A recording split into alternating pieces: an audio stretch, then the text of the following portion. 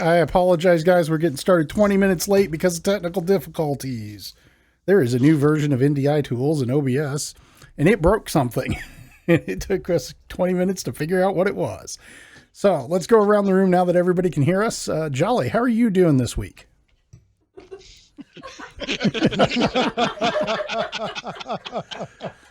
Great. I'll second that, Shap. Kick him.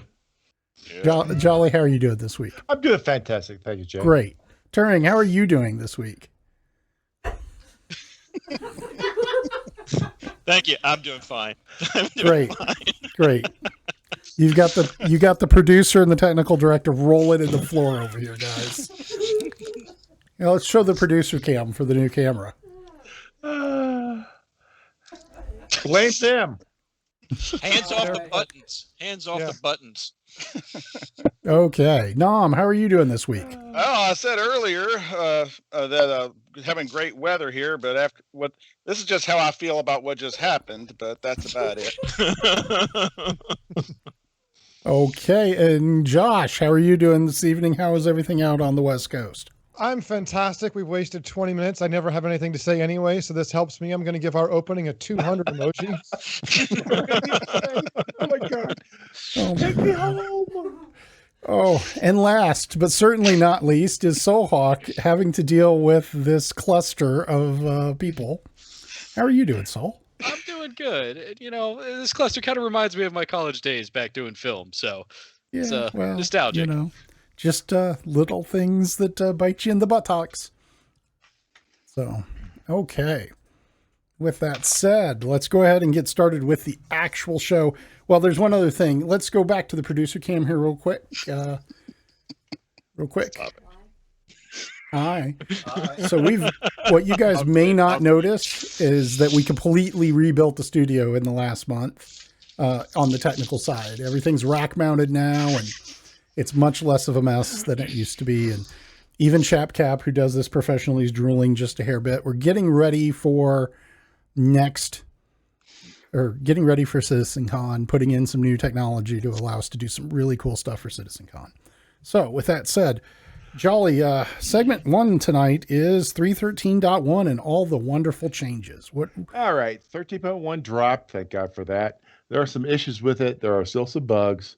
We worked through them like we do all previous patches that have come out of SC, and so be it. One of the best improvements was docking. If I get that first docking slide, just a single slide up there, Jaglin or Sam, please. That's not it. On computer. There we go. Okay. The docking collars, just so you know, are a little bit different. I want to guys just focus on what it looks like. It's an oval shape, and there's a little, I don't know, thing sticking out from it. That's what I dock with. If you haven't docked yet with a major ship, besides, I recommend you try a hammerhead. The dock collar is just above the pilot's, up and a little bit to the right of the pilot's point of view. It's the easiest thing to try docking first. Do that first. If you want to do something bigger than that, you have to go a third person or try to get things done. But it doesn't work that bad. There's a new Arena Commander, just so folks know. If you're a big AC player, then go ahead and check it out again. The idea is try to give those who really want to straight into PvP play a chance to do something more than what's been going on previously. I have not checked it out myself personally, but I know it's new. I do recommend, if you want to try to improve your skills, give it a shot. Third thing I want to bring up is commodity alerts. A lot of folks don't know about this. It's right there for you. You have to go to the journal is what you want to do. At the very bottom, you're going to find commodity alerts. It'll tell you what is selling at high price or what is overstocked and understocked. Obviously, if it's overstocked, they'll sell it to you for a lower price. If it's understocked, they'll buy it from you for a better price. Right now, I haven't been too impressed with what the commodities being offered because of the Invictus going on during PTU and now PU. If you want to try to sell or move fireworks, souvenirs, audio equipment, and there's a fourth one out there. Gosh darn, I can't remember what the hell it is. The They work out pretty well for you. Now, it's not a massive. It's not like selling drugs. I'm sorry for my Colombian followers, but if you go ahead and you get a C2, you fill it up. So it costs about 600K to fill a C2 up, a Hercules C2. You'll make about 55K profit. And as long as you accept that risk and you have the money to lose in case a dirty 30 shows up, then so be it. But it works out pretty well. The nicest ones, if you can do something that runs between, for example, I did a bunch of runs between Laurelville and Everest Harbor. Obviously, a very short, quick run.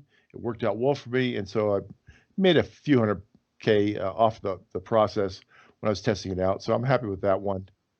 Stability improvements are there, and to be honest, I've so far have not run across a visit by Chris Roberts when I'm playing the game. So I'm happy with that. I played over 3.5 hours in one session. Never had an issue. Others have had that happen. I just can't profess that I have yet. So check it out. I am happy with the improvements. There's a memory bloat. I'm not sure what the heck that really means. Oh, I'll talk about the memory bloat. Put it there. Well, I'd be happy to talk about the memory bloat real Please, quick Jay. because, sorry, I lost you there for a second there, Jolly. You faded out on me. I'll talk about the memory bloat because I'm the one that put that in the notes. I've got a fairly decent rig. You know, I'm no slouch when it comes to computers.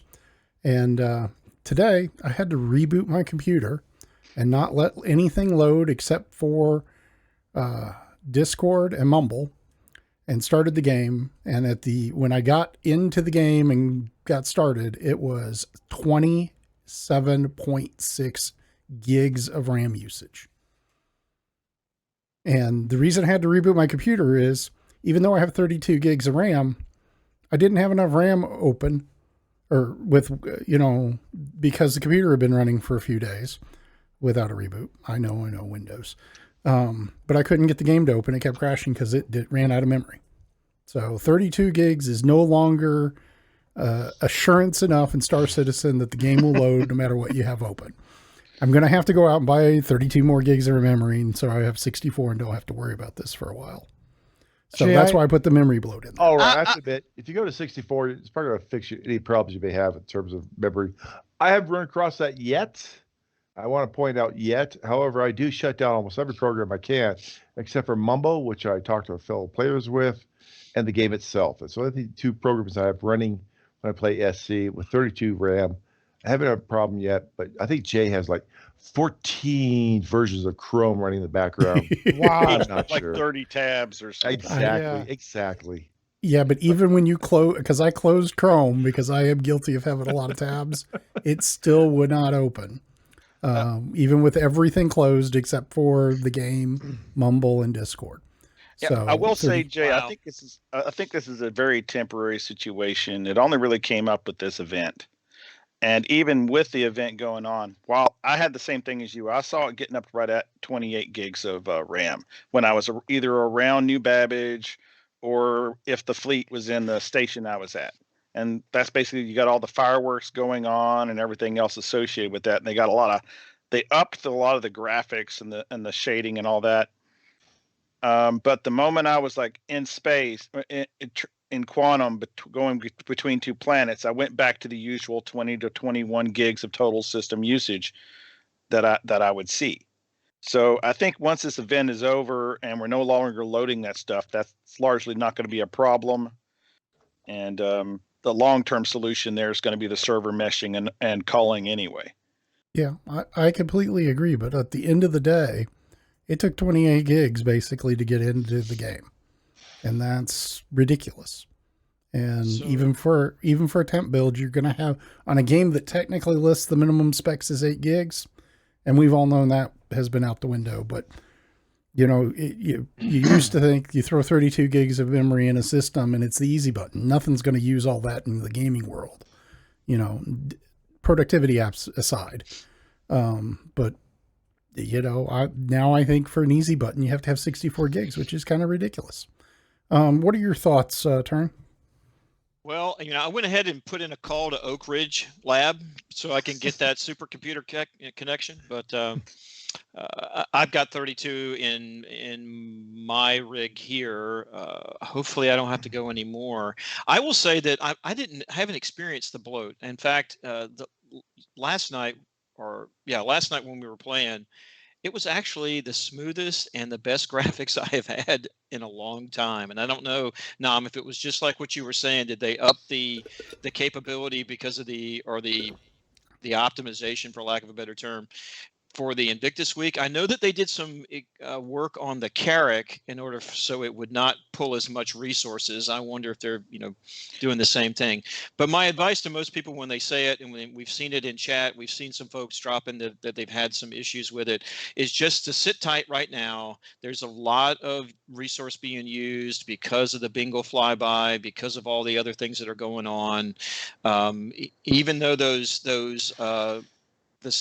the convention center is static, they still have to put them ships in. I mean, those ships can, you can go up inside of them. It's like having your entire fleet in one little small place. And I would say, go away from Microtech, see if it's happening around Crusader, if it's happening around Area 18. If you're experiencing that, yeah, maybe it's something happening with your machine. But if you're getting, various performance in different spots, most likely it's the Invictus Week event. Yeah, I just worry because it's a free fly weekend that you have basically 16 gigs is no matter what you do, you're not going to be able to play the game. Yeah. Josh, what are your thoughts? Well, I run a pretty high-end system. I have 64 gigabytes of RAM. I have a 3090. And I have to say that when I went to see the Invictus week so I could tour the Javelin to talk about it tonight, I saw some lagginess and some bugginess I hadn't seen in any of the other events I'd been at recently. So it feels pretty bad. I remember, what was it, maybe about a year ago, they had a week come up and the servers were just terrible. I do think this is a time for them to shine, so I hope maybe they find a way to get it fixed. I do as well. And Soulhawk, how let's go ahead and pop your cherry here. What are your thoughts on the memory bloat? I haven't experienced it personally. I haven't had a whole lot of time to get in game with the most recent patch. I was on for a little bit today. I didn't see any memory bloat. I took the tour of the show hall at New Babbage. I didn't have any issues. That being said, I'm one of those guys who's still running 16 gigabytes of RAM because my computer, needed an upgrade 3-4 years ago at this point. So fingers crossed, it stays like that for me. I'm thinking maybe Jay should get rid of that AMD processor he has. Oh. For the record, I tested it on both the Intel and the AMD, so it's not the AMD. Jay, did you delete your shaders folder? I did. Deleted the whole user folder. I have done that. In fact, I keep it going there. I kind of like how it looks. Jay, I will point out one thing. They have, even though it's kind of a moot point this week, they did already up the recommended specs to 16 plus. 16 plus was like 256 or 16 plus. 16 plus 16 is 32 plus more. Right. Yeah. How much you got? That, as much as we're slamming it, there were numerous bugs that were fixed as opposed to 3.12. However, one of the biggest, I can't call it a bug, I have to call it a feature. I don't like doing that, but it's the truth, is we're still limited to 50 friends in the game itself. That's a big ass disappointment. If they want to change one thing in the game right now as it stands, it's not the bloat, it's not stability, it's not anything else. It's, please God, let us have our friends back. I'm getting very lonely out there. That would take another 3 gigs of memory. Jolly, do you mean 50 people limited on the server or 50 people in the friends list? No, in the friends list. Okay. Yeah, you when you get ready to launch, is what 200, 300, whatever, it doesn't matter. When you go into the game itself and you try to form a party, you are limited to 50 people. And so what's going to happen is you have to, if you play with people who aren't on that magic 50 list, you've got to make room for them. So delete some old friends and add these folks back in. And now once you get those going, you're fine. Get below 50, you can actually get above 50 by adding more. It's a weird quirk on the whole thing. But for example, if I had 50 in there, I drop myself down to 40, I could add 12. It's not a big deal. So I'm above 50, I'm at 52 now. I can play the game with that party members. When I leave the game, when I come back in, I'm back down to 50. And it's a random 50 too off your Spectrum list. It's not like you're it's not the same. It's not the same 50. Yep. That's what makes it such a pain in the patootie. I ran an op today, and I had the same problem. Folks I've been friends with forever in this organization. I had to kick folks out, try to add new folks in who I've been friends with for 3 years or more to get the party formed. So they really need to fix that one major ass problem. It's okay if you don't love me anymore, Jolly. Josh, I kicked you, just so Josh, you you were the first one to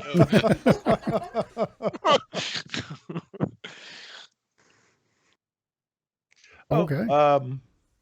Theus writes that new concierge perk is larger friends list I limit. think that's a joke. He was He's being being funny. Is that game or Spectrum? I think he's playing on the joke we made about you have to donate more if you want to hear us tonight. So Yeah. Each pledge brings in another co-host. yeah. Oh God. Okay. Turing, why don't we move on to segment number 2 and talk about the Javelin and the Bengal? You want to talk about the C2 and M2 first? Did we do this? I thought we did talk hold on about a the second. C2 and M2, right? All right. We I've flown can. both. I have both to fly. I own an A2. They gave me an M2, and I have a C2 because of some other damn ship I have, but whatever. They gave me a C2. Magnificent ships. Highly recommend them. I know they're pricey, but if you want to move cargo, with a little bit of protection, I highly recommend these 2 ships, or the 3 ships once the A2 comes out. Wait and see how that goes. They maneuver fantastically. I expect a nerf of some sort, because to be honest, they're just too darn good as we speak. Very simple move around. They're not like that damn ass Genesis or even worse, the Caterpillar. You get right to the cockpit, no problems, real quick, easy to go, easy to move around, a lot of cargo space. I loaded up 2 tanks and an Ursa today on an M2 that Drake Steele was flying, and we did an op. It was great. I really love the darn thing. They're very sturdy. I do advise them whatsoever. You know, Jolly, I'm sure you've walked through a C5 before, either on like an air show or for work. Getting deployed. And deployed. When I flew it and I opened up both doors, that's the first thing it reminded me of, is walking through a C5 at an air show. It was very impressive. I love the way the front doors had that sort of clamshell opening. Yeah. Yep. Totally reminded me of that. I could see some of the design cues. I really like that ship. I was in the M2 with the space for the Marines and the armory and whatnot. I got to be honest. I don't know if I'm going to want that ship like for me to use in game, but I just want the ship because it's cool. The ladder you have to take up to the top deck is just like the C5, where you take the ladder up to the top deck to the crew compartment up there. My one big issue with it is the visibility. You know, the visibility out the front. You know, it's almost like Crusader built the entire ship, and they outsourced the windscreen to MISC. Okay, because you get this mail slot of a look ahead, and that comes courtesy of Croker, by the way. I did not make that one up, but I think they could have done better if they would have kept the MSR front end and made it, you know, just a little bit larger, or, you know, give us a little bit of look down capability of some sort, because you don't have you can't see when you're landing. It's something that you're going to have to be, you know, intuitive to be able to know how far forward you are. And just like a lot of those ships, the Constellation, the Caterpillar, all these, you're not as far up as you think you are when you're flying the C2, but otherwise it's a fantastic ship. I'm a little bit disappointed with the interior space up top, and then the elevator access. I love that. It's great, and I'm glad they eventually fixed the fact where you have the button to send it back up. The last thing I'll say about it is the tilt. If you don't watch out, that thing will tilt, you know, either one way or the other. And if you're going to drop the ramps, drop both the ramps to make the ship stable. But I have to agree with your point on the visibility, Turin. You're absolutely right. I've never had to land a ship at Evers Harbor by going to F4, and with that ship, I do make sure I squeak just into the hangar itself. But you're spot on. Well, I hope when they've talked about adding RALT and a compass, and I'm hoping when they add RALT that the radar altimeter will be to the landing gear's distance to the ground, so it'll help you land a bigger ship like that.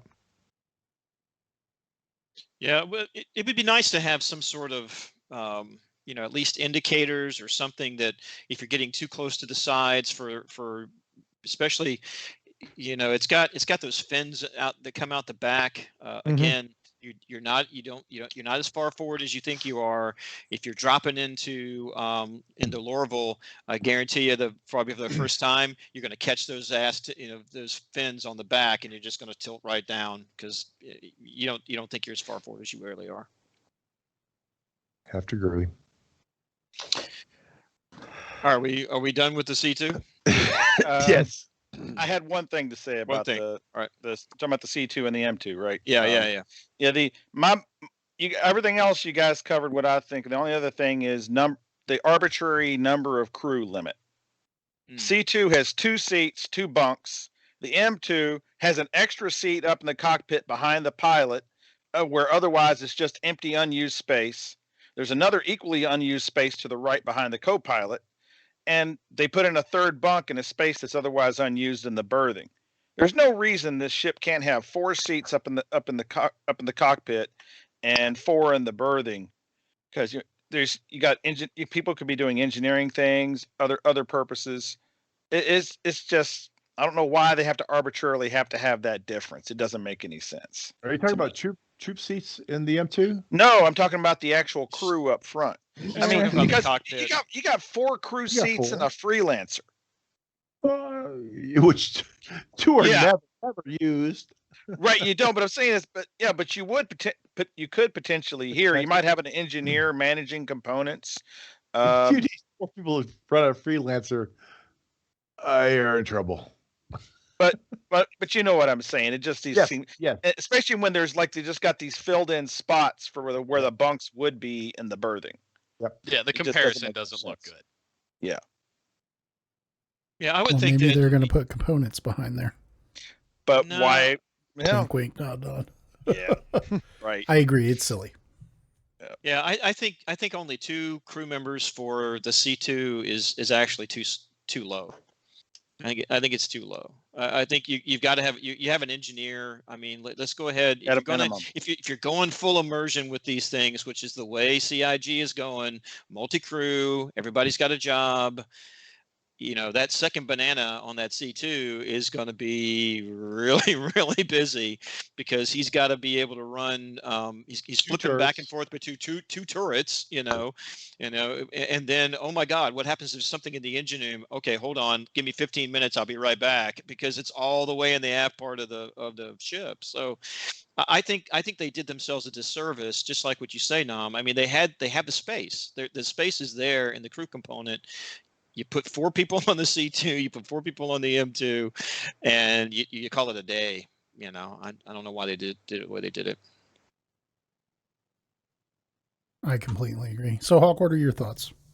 The artificial limitation of the crew just comes off as a little weird because there's that space there, and they haven't always been the best about using available space in ships.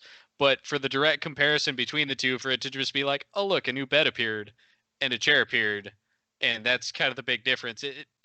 It comes off a little odd. It definitely doesn't seem as well thought out as some of the other things they've done. Comes off rushed. It does. Comes off a little bit rushed. And just doesn't make any sense. Well, let's move on to the Javelin and the Mangle turret. What are your thoughts on, we've seen the Javelin at a distance before now. Yeah. So this time for Invictus Week, we're treated to a little extra flyby by the Bengal, which we haven't seen. You saw the Javelin at the Xeno Threat event, and then this year you actually get to go and tour it. I have not toured it yet. I'm saving that for tomorrow when we go as a big gaggle to go see it. But from what I hear, it's a little bit disappointing on the interior side. So I don't know. Can we bring up the slides, cycle that through, and show everybody? I don't know, Jolly. I know you've been through it and you've seen it. There, this is what you run across: a garden in front of a place I want to go, and it's like, God dang it, get the hell out of my way, let me in there and see what the hell's there. I don't know. It's not done yet. I'll assume. It's like, great job of running around and looking at the recreation area. The hell's The that mess damn hall, like game? the Mess hall, Yeah, birthing. It's like, hey, that's nice. You can talk to the crew members. They'll engage with you and stuff like that. But I was so unimpressed. It was unbelievable. You can jump into a turret. You used to be able to fire weapons. I'm not sure if they removed that or not. But oh, by the way, if you stay too long in the javelin, bring up the next slide. Thanks. I did because I want. Let's see what happens. I did, and so I went to jail with a C2, and that was my prison sentence. So, just if you want to try it, don't bother. They tell you to get off the ship. Get off the ship. When they say exit the ship, it's time to exit the ship. Yeah, they they're do a little mean bit better. They did say they tweaked it a little bit from the original ones to give a little more time, a little more boisterous announcement. Get the hell off the damn ship. But hey, so be it. I will say this, that I do appreciate, and I'm excited about CIG's use of the in-game screens at the various spaceports that will display, you know, where the ship is, where it's moving to, how much time is left. Last night when I looked, it looks like that they're keeping it in one spot for at least an hour to allow people who are, you know, who spawn in at various points the opportunity to fly to that point and go and see it, because let's face it, about 15 minutes and you're done seeing the Jav. I don't know, Nam, I know you've been have an opportunity to go through. What are your thoughts of the interior? Much the same as Jolly. It wasn't that impressive, but you know, there's a lot they don't want to give away yet, I'm sure, for other things. But it's and there's still a little glitches. Like there's this one turret down the bottom, down below the mess decks. You go down the steps, you keep going on down, and there's some NPC in the seat, and he's got like 5-foot long arms hanging down to the floor and twitching around. So they still got some issues there. But and they did actually they do have the guides nearby certain things, and they specifically said that the weapons were made safe, so you couldn't. Yeah, that was probably the belter contingent that they had for for the turret guy. I think that was the words they used. They said it had been made safe. So, yeah, he came over from the Expanse. There's a schedule that Turin was talking about earlier. They do post around there. I grabbed this one, I believe, actually on the train. Mm-hmm. Mm-hmm. Yeah. Now, the new addition this year, in addition to the Javelin being able to go on, the new addition is the Bengal flyby. So, you know, we've had the fleet coming in before. Last year it was the Idris, the F8s that came in with it. And I don't know who's talking in my ear, but oh my God. Somebody's breathing heavy.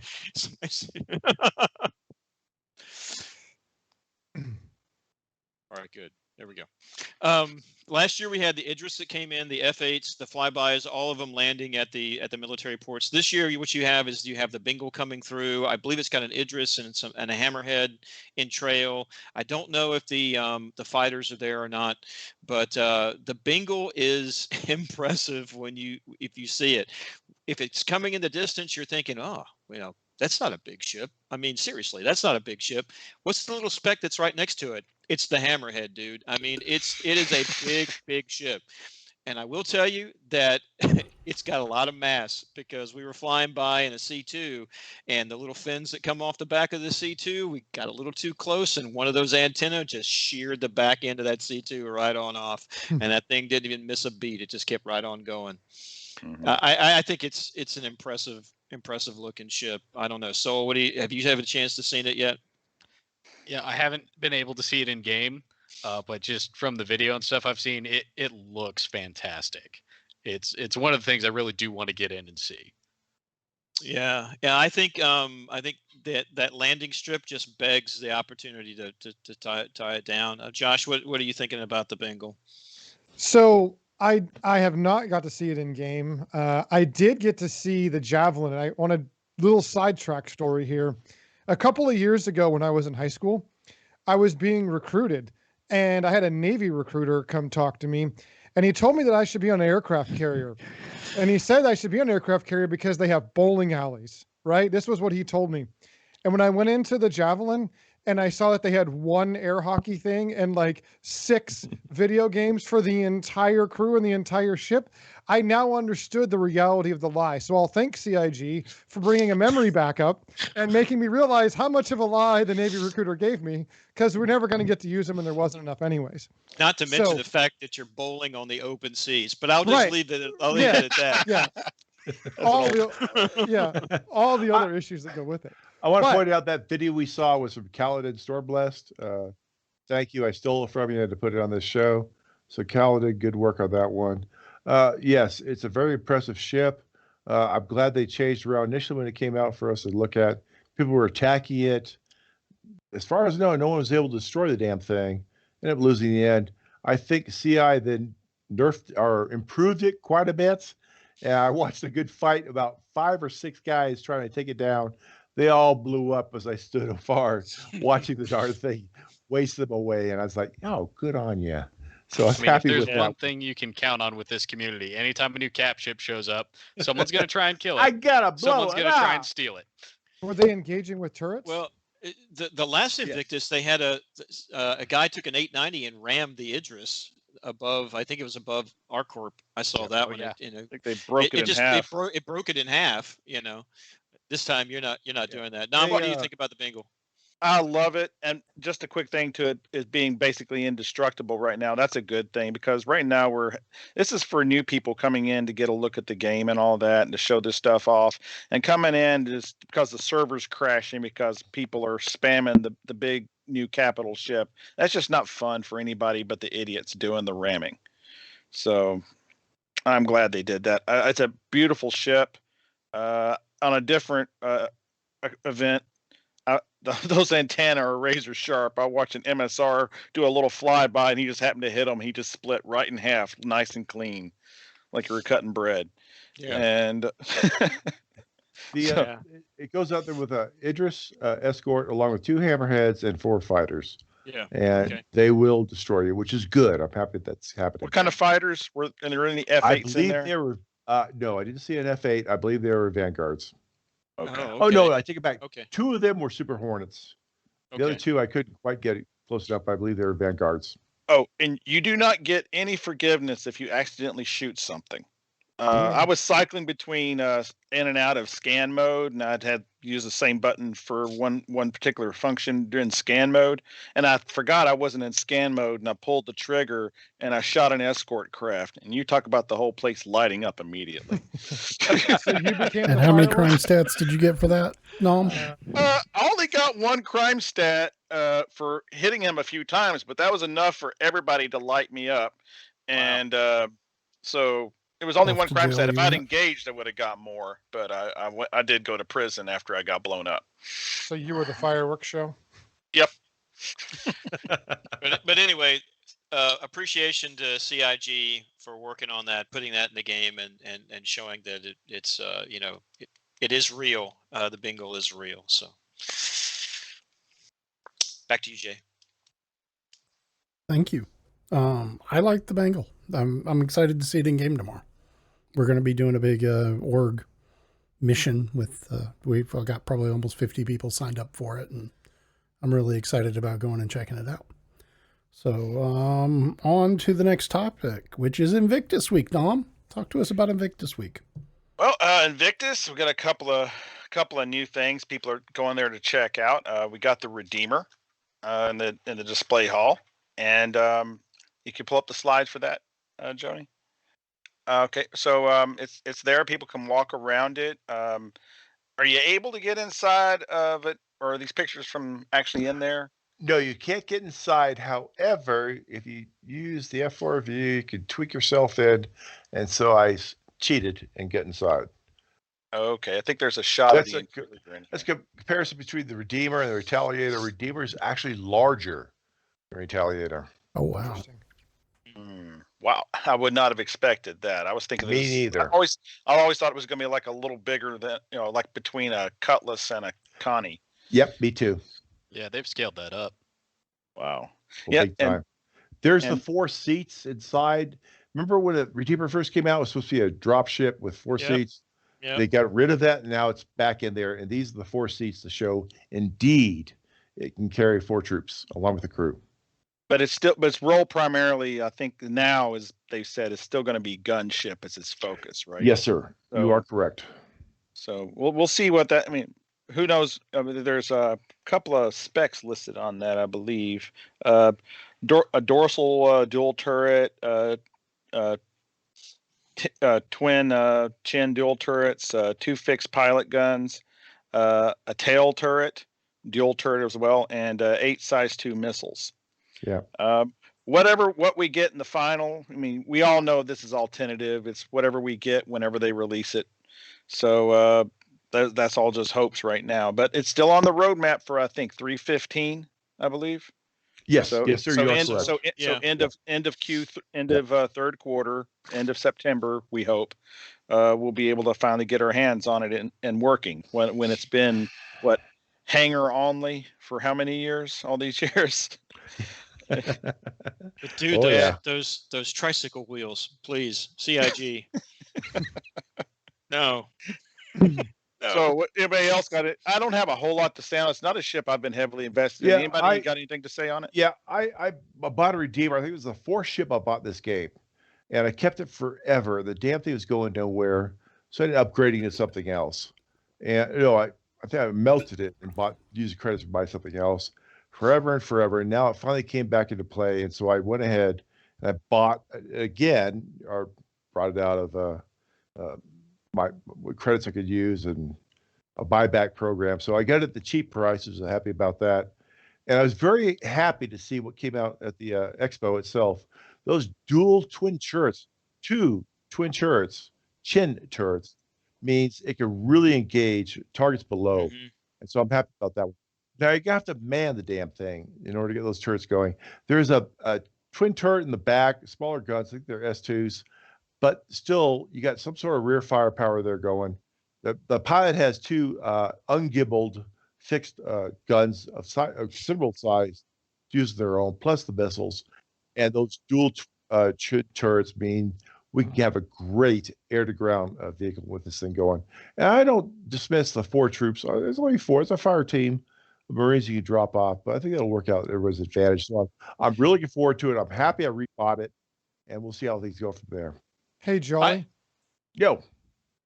How would you compare the Valkyrie and its capabilities to support troops on the ground versus the Redeemer? I think the Redeemer is going to be better. However, I will note the Valk's carrying capability is far, far greater than the Redeemer ever will be. So I'd like to see a Redeemer and a Valk working together, one carrying the troops, one doing the support. And that'll work out well. Yeah, I think the Valk has a lot firepower wise. The Valk may have more actually being able to be brought forward. The problem with the Valkyrie is you get closer to the actual drop point, the LZ, the side turrets. Yep. You lose the capability of direct fire right down at the point, and that was what Jolly. I mean, that's your point. Is you have those dual turrets, and they're pointing almost. You can point them almost directly down as you're coming in. I see those 4 seats in the back, not necessarily being for a fire team, but you could use that thing for emergency extractions, SAR extractions, things of that nature. Yep. You're going in for maybe a private contact services. You gotta come in, and your client needs a quick exit. So that's a great ship to come in and punch a hole into something to get somebody out. So I was like you. I held off for a number of years and trying to get it, and then I got it this last annual sale because I saw what's going on. I'm still kind of on the fence about those V's on the side. I don't know what they do or what's the purpose of that. I don't think they're VTOL. I think they're too big for that, but anyway, they look cool. I think just and that's important. It's cool factor. Lower your landing gear, they expand out, and that's your engines. You want to put the landing gear down, they retract. Yeah, when I rolled my character charisma 10 on the Redeemer, so yeah, I think you're right, Turn. So okay, anybody else on the Redeemer? or I guess we'll just wait and see on that. Light it on fire and throw it out the window like the bag of turds it is. Okay. Jay, well, Sorry, the other somebody thing. turn his mic back on. I mean, Yes.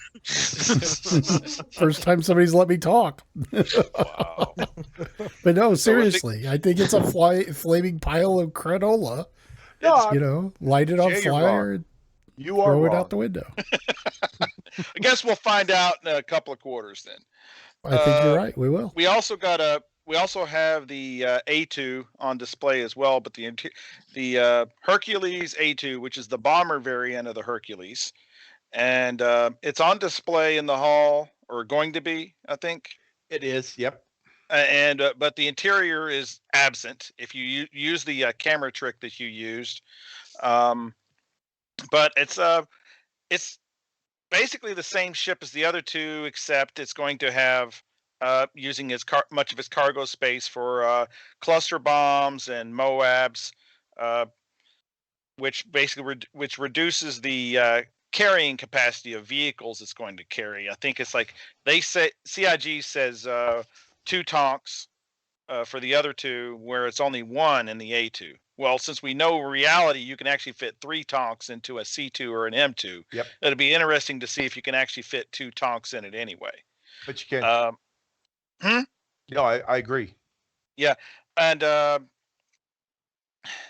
guess we'll just there's also there's a I think there's Joni. Can you just the video link I provided should go straight to the point to where you can show. They got about 4 weeks back. They did show a teaser for what the cluster bomb module looks like that they're still working on. Comes up and just there you go.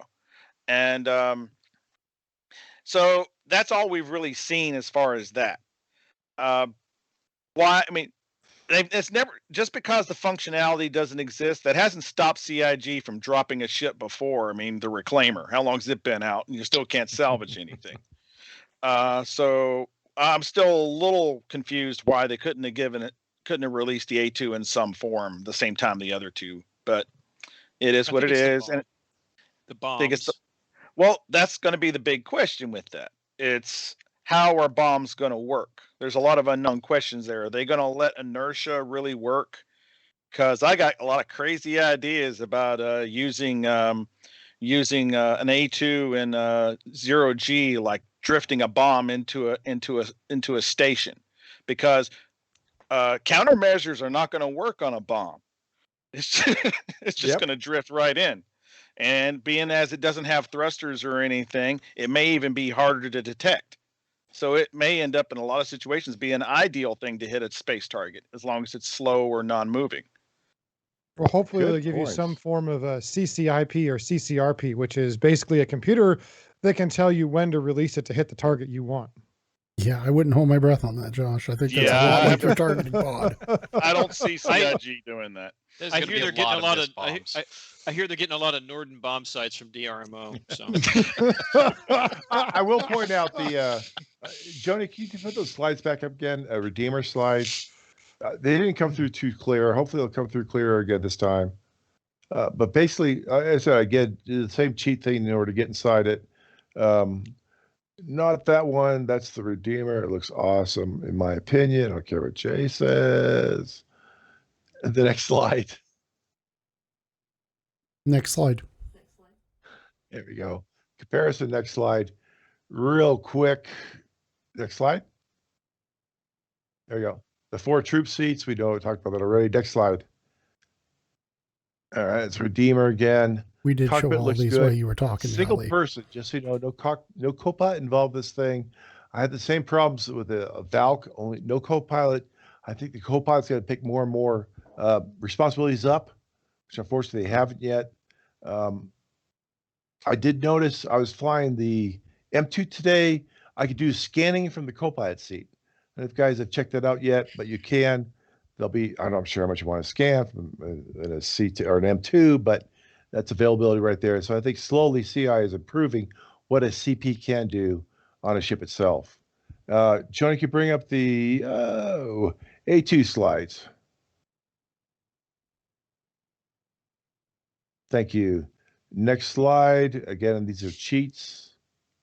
That's the undone interior of the cargo compartment. Next slide. That is kind of make it out. You see 2 seats out there. So we know the A2, if you want to fully man it, you have to have people in turret seats to get the whole thing's going.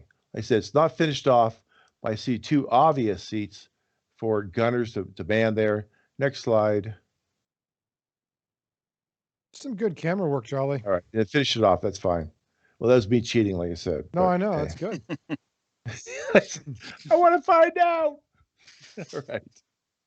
That's the A2. I'm real happy with it. I'll wait and see what's going to come of it. Like I said, it's a dog. I'll melt it and get something else. All right. I think people were pretty surprised at how much SCU you could actually get into that M2 though. It came out with 100 more than what it was advertised for. I think the A2 may follow that as well. Yeah, and so I guess we'll wait and see on that one as well. Yep. Comes out the same. Is it also? It's next. It's actually the end of this quarter, isn't it? The A2, or is it the end of A2's 3.15. Yeah. Okay, so yeah, Q3 we'll then. Yeah, we'll see. Just Okay. enough time to fit those 2 extra beds into it. Yeah. No, the one that's the big one that's everybody's talking about. Just now it's in concept sale now. It's not. It's on the roadmap for Q1 of next year. Is the RSI Scorpius, and if we can pull up those slides, it's totally not an X-wing fighter. No, not at all. Not at all. Well, Lock kind of X bars in attack position. Hey, in their defense, they did. And I think when they're in the stream Friday, I think they were talking and said it was like it's more halfway between a X-wing and Star Fury from Babylon 5. So because the wings are more swept back and all that. But the thing is, in fairness, how hard would it be to make a ship in any game these days and you didn't? Somebody will say you didn't copy from somebody, or from a movie or whatever. Anyway, on that, it's a heavy fighter. And we did get some more information in a Q&A that they answered some questions people had posted in on Thursday or Friday, and I could summarize what came out of that. You have a turret. The big deal about it is it has a turret that moves up and down from the bottom to the top of the craft, and it has 4 size 3 repeaters on it, and it's controlled by a co-pilot. And its configuration in the configuration, if it came out today, the pilot would not control those at all because we don't have a blade. The only way a pilot's going to control the turret is if they install what they call a blade, which is an AI to control it. Or actually, they describe it saying it actually is going to lock it forward, so it's probably going to be slave to wherever the pilot's main guns are pointed. Which the pilot's guns are 4 size 2 gimbaled, which they haven't said otherwise. If it's going to be like other ships, you hopefully should be able to swap those out for 4 size 3s. But it may be because of the configuration of the ship with how those wings fold back that maybe they say they have to be gimbaled. We don't know. And has 8 size 2 missiles. A little bit disappointing. They said that it's flight style and range is similar to a Hurricane, as well as the armor is similar to a Hurricane. And what have they always said about the Hurricane? It's a glass cannon. So it's another freaking glass cannon is what we have here. If you're able to trade up the weapons, you have a glass cannon that has the same firepower as a saber. So why not just fly a saber that's more maneuverable? But I mean, who knows? Maybe something will change between now and Q1 of next year, and a lot of things can change between now and then. I mean, a lot of craft have significantly changed their loadouts leading up to the point that they're actually released. Thoughts? Yeah, I bought a Scorpius to check it out. Now, when it comes out, I'll test fly it the whole 9 yards. I don't think it's a good buy at this point. I don't mind buying it because I always melt it and use the credits for something else. But the concept, especially if the blades come into play, of 8 S3 guns on a nimble fighter are a hell of a draw. And that's the reason why I probably, even though it may come out nerfed, I may keep it anyways and just sit in the background, or maybe melt it, buy it back later, to try the thing out, because I think this fighter, they call it a heavy. I don't agree. I think it's a medium, not a heavy fighter. I think this fighter may prove very beneficial in the future if the game develops to the point that a solo pilot can use all 8 of those guns. There's no way how I'm going to do them gimbaled. I'd rather have 8 S3s than anything else. You know, for me, I'm always trying to fit other ships in my bigger ship. So an 890 and a Polaris.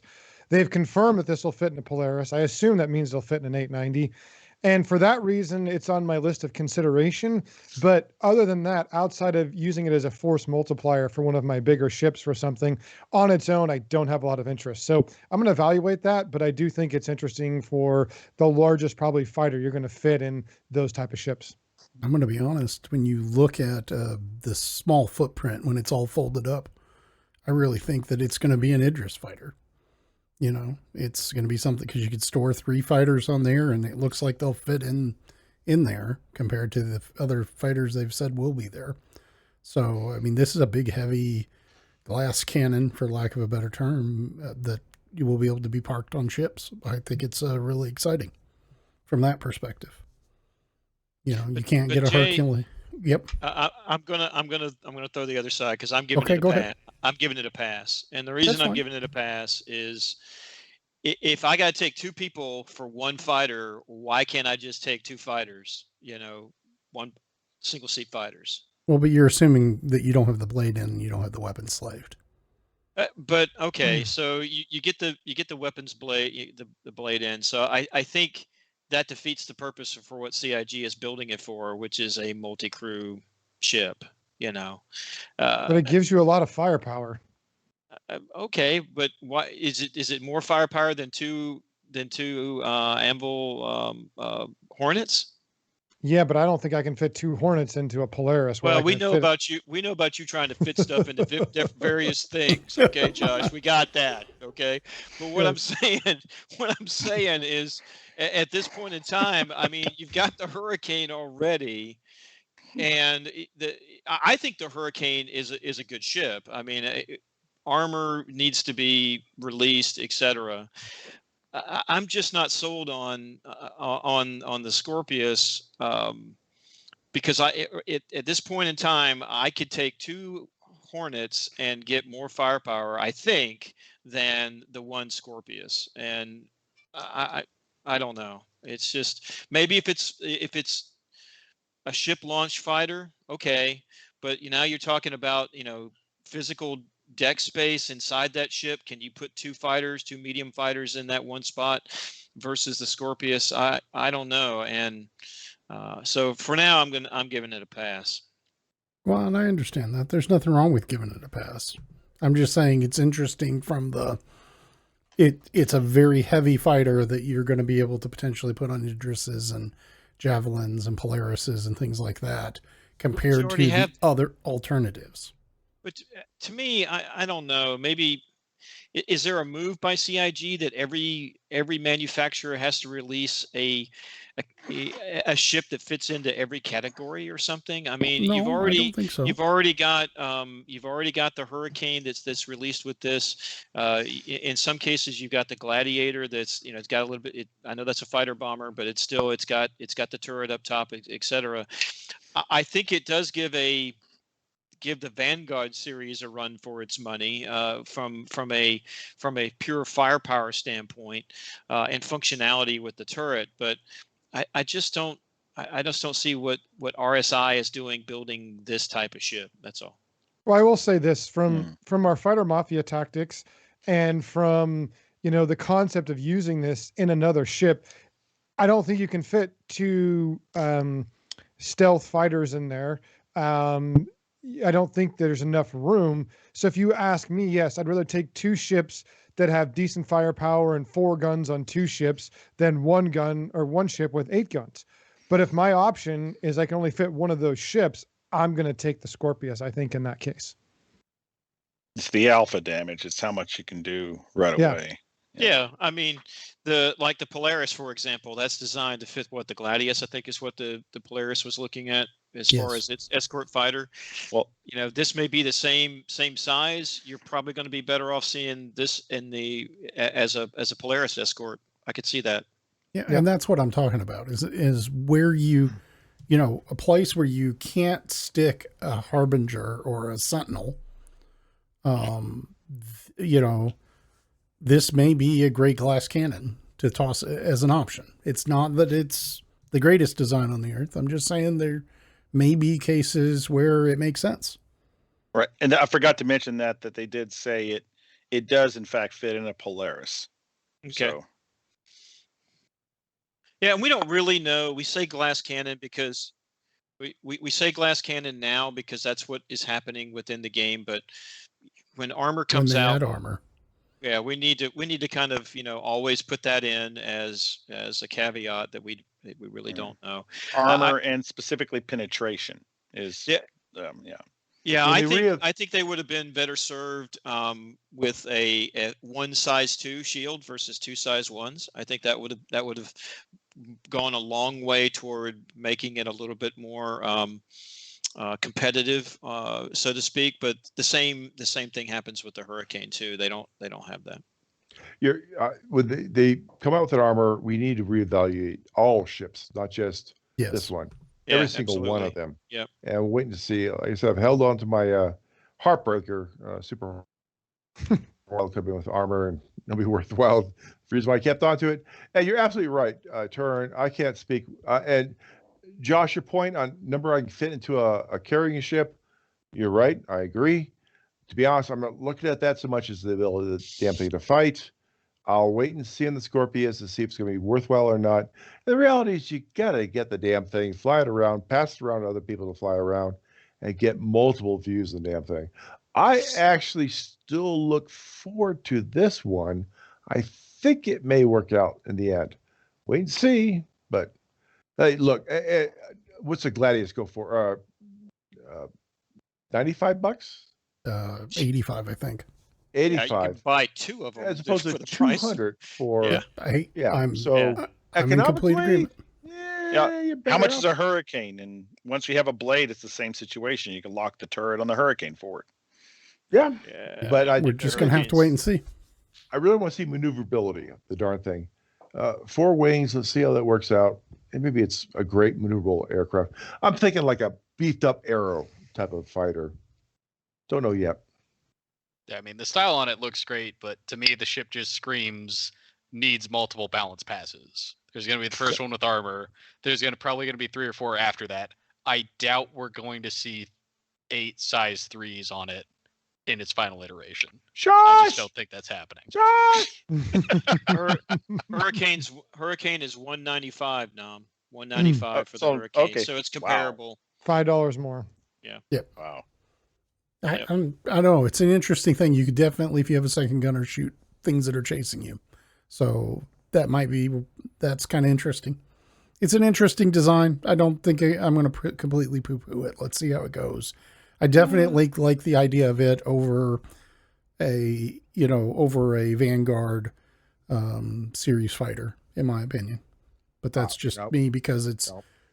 I know you love the Vanguards. I know, but the Harbinger, but any of them. I think I think the Vanguards are designed to be long range fighters to be able to go out and track long range.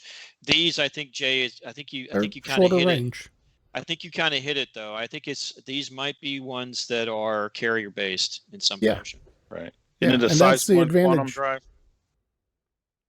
Yeah. The big advantage I see with these is that you are going to be able to fit them on another ship like a Idris, and they may occupy a niche area there that is different than some of the other ships out there. That's all I'm saying. We'll have to wait and see. I do like the idea that Mike. Go ahead. I'm sorry. Frack was bringing up a point. Can't blade man turrets, only NPC crew it, but we don't really know in the future. I mean, that may be what is there now, but I think they explicitly said that you would be able to blade this. I think yes, they did. I think when the segment that had John Crew on it the other day, I think they mentioned blades for it, but I don't know. I know the there's hurricane actually is supposed to be a man turret. Yeah, So that may be what that's the question about. is. But thing is, that's what CIG says now. I mean, Yep. how long ago was it that the size of a ship determined how fast it went in quantum? They can change the rules whenever they feel like. Yeah, and the Scorpius it's actually a remote turret. So the guy's just sitting in a seat, with going through the computer, so to speak. It's not a man turret. So it's not, to me, technically a man turret. It's a remote turret. So correct. Okay. And then I had one other conversation starter for us to talk about before we call it a night, and that is Free Fly Weekend, or Free Fly Week Plus. What are your guys' thoughts on what this does for the environment and, all of that stuff? You think it's good for them to do these big, massive free fly weekends on Invictus? Or does it just cause trouble for paying customers? So, Ollie, what are your thoughts? It's a good point.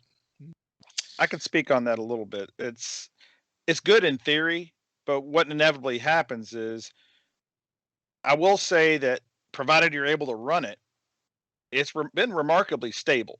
Previous Invictuses, other events we've had, because of the influx of people during a free fly, and invariably you would get unstable servers, frequent crashing. They seem to have largely solved that, but maybe they solved it because so many people can't run it because it's taking too darn much RAM right now. So it's a good in theory, but if a lot of your people who are joining in, I got a friend who was looking to possibly get into the free fly, but she has 16 gigs of RAM, and I'm telling her, don't bother for now. Wait until after the free fly if you want to check it out. Because it's just not playable for her, and it will not be an enjoyable situation. I will say this: they're signing up 400 or 500 accounts an hour, is what rumor has. So there's still a lot of people signing up for accounts to do the free fly. A lot, thousands over the week, tens of thousands. But the problem is, how many of those people are going to be happy with what they see? Well, and I how many agree. Of those That's my concern as well. Jolly, what are your thoughts? Jolly's muted.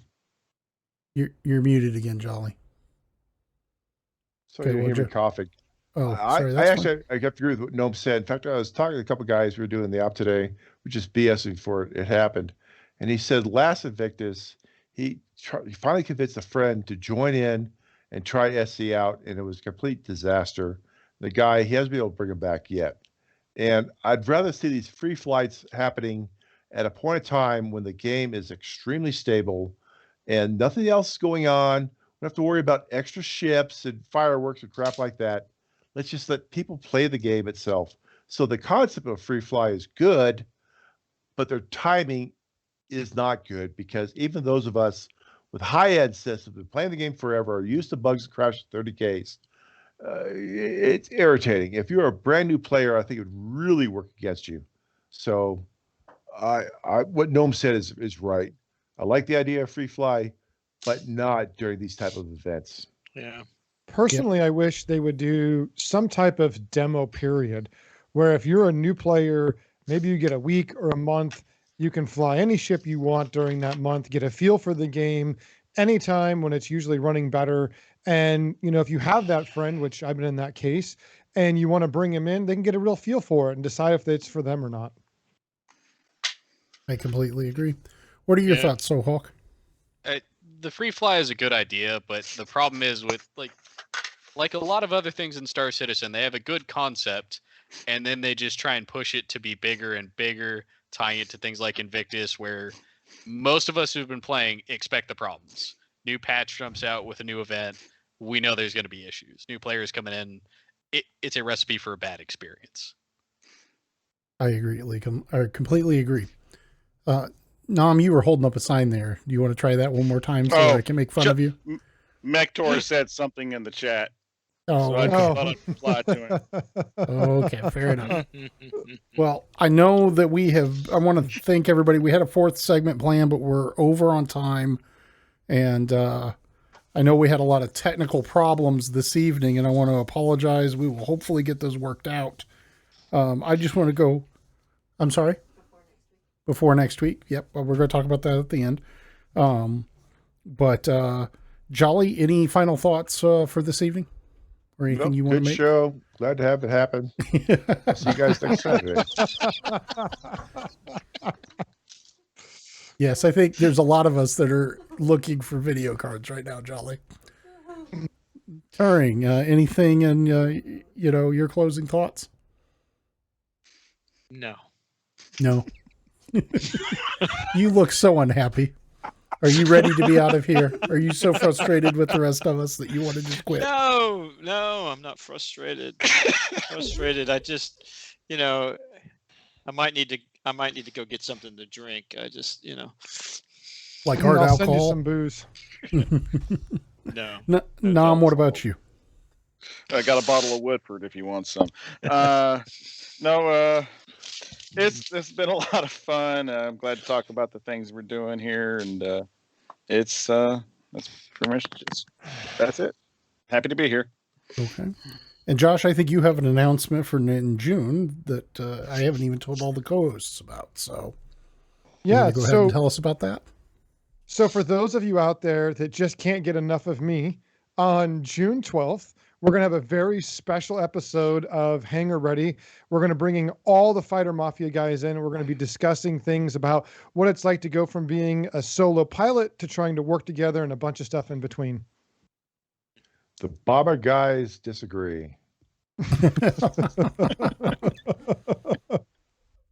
Very much so. The logistics, you can't fly without fuel, so that's all. Friggin' Fighter Mafia. But we will be doing a special episode of HangarReady that I'm not on. Josh is going to be the host and is going to bring on a bunch of guys from Europe. Going to be during the daytime. And it'll be good. It'll expand the number of shows. 2:00. Okay. That should be interesting. It will be. So, Hawk, anything that you'd like to add? No, just happy to be here. Thanks for having me on. It was fun. Great. It's not quite as bad as you as you thought, is it? No, other not than at all the technical problems. I mean, we're 2 for 2 on technical problems with you and me on a stream, Jay. So yes, I know it happens. It's one of those things. There's nothing, you just can't control it some days. So with that said, we're going to be back. It's Invictus week. We want to do a recap. We're going to have a bunch of video at the end of the week.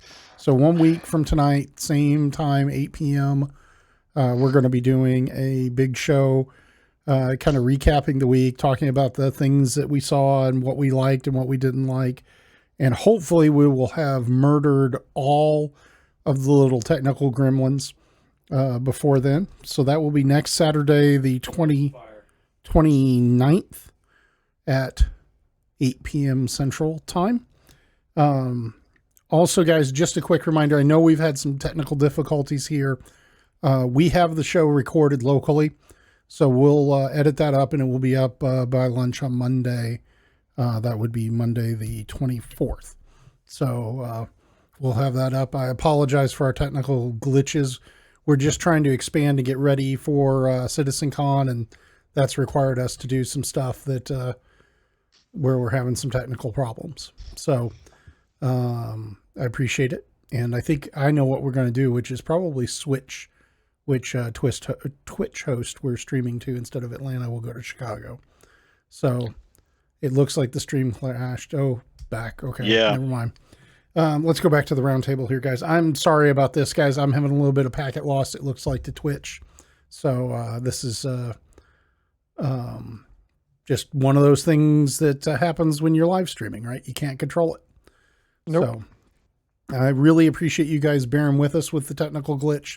I know that you guys, I was over on the computer trying to fix it, and you guys were just rolling in the floor over here, holding up signs and driving people absolutely batshit crazy. So I really appreciate you keeping everybody entertained while I was working on the technical problems. Again, from the control room here, I'd like to say thank you to my beautiful bride of more than 20 years, Jaglin, if she switches over to herself. And our technical director, Sam. And Thanks, he's Sam. been over here providing you with all the cool little slides and everything that the guys are talking about. And we're going to be doing even more next week. So with that said, anybody have anything they want to? Yeah, I do. Go ahead, quick. Jolly. Guys, great job on the slides, the videos. They all worked out fantastic. I was concerned about that. Thank you very much for having it happen. I'm sorry about the tech glitches, Jay. Keep in mind, segment 4, the Nova tank. We can add that into next week. That's nice. Please, I'm begging you guys, put stuff into the script. Jay, I'm asking you, please, on Monday or Tuesday, put a script up for us to fill in and just figure out what the hell to fill next Saturday's. I completely agree. I will have the script up before we go to bed tonight. So, now that he has shamed me in public. Yeah, you just told everybody that. I mean, Don't tell him how the sausage is made. Hey, Jolly, we're revoking your driver's license. Your bus driver's license. So we're definitely having technical glitches here, guys, and I apologize. Anyhow, everyone have an absolutely wonderful week, and we will see you next Saturday in the verse. You'll see me before that. Take care, guys. Ciao.